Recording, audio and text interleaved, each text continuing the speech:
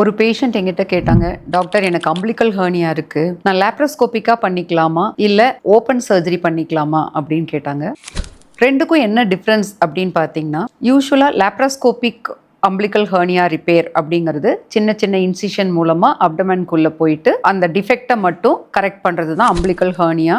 Laparoscopic umbilical hernia repair அப்படிங்கிறது இதில் வந்து பெரிய ஊண்டு இருக்காது, ரெக்கவரி ஈஸியாக இருக்கும், ரொம்ப பெயினும் இருக்காது. பட் ஆனால் this laparoscopic umbilical hernia repair வந்து எல்லாருக்கும் சூட் ஆகாது. இப்போ விமென் வந்து ரொம்ப ஹேங்கிங் அப்டமனாக இருக்கிறாங்க, அவங்களுக்கு வந்து பெரிய டைவெரிகேஷன் ஆஃப் ரெக்டை இருக்கு, கூடவே அம்பிளிக்கல் ஹெர்னியாவும் இருக்கு, பாடி கான்டியூடாக இருக்கணும் அப்படின்னு நினைக்கிறாங்க அப்படின்னா அவங்களுக்கு சூட்டபிளான ப்ரொசீஜர் பார்த்தீங்கன்னா அப்டாமினோபிளாஸ்டி அப்படிங்கிறது தான், அதாவது டம்மி டக் ப்ரொசீஜருங்கிறது. இந்த ப்ரொசீஜரில் நம்ம அம்பிளிக்கல் ஹெர்னியாவையும் ரிப்பேர் பண்ணிட்டு டைவேரிகேஷன் ஆஃப் ரெக்டையும் கரெக்ட் பண்ண முடியும். அதே சமயத்தில் அந்த ஹேங்கிங் ஸ்கின்னையும் ரிமூவ் பண்ணிட்டு அவங்களுக்கு வந்து ஒரு கான்டியூட் அப்டமனை கொடுக்க முடியும். அதனால அம்பிளிக்கல் ஹெர்னியா இருக்கிற பேஷண்ட்ஸ் வந்து ஆப்ரேட் பண்ணிக்கிறதுக்கு முன்னாடி அவங்க ஒரு சில பேஷண்ட்ஸ் வந்து அம்பிளிக்கல் ஹெர்னியா லேப்ரோஸ்கோபிக்கா பண்ணியிருப்பாங்க, அதுக்கப்புறம் வந்து நம்மகிட்ட சொல்லுவாங்க, டாக்டர் எனக்கு வந்து பாடி கான்டியூரிங்கும் பண்ணிட்டா பரவாயில்ல அப்படிம்பாங்க. இது வந்து 2 ஆப்ரேஷனா முடியறதுக்கு பதிலாக அம்பிளிக்கல் ஹெர்னியா இருக்கு அப்படின்னா நீங்க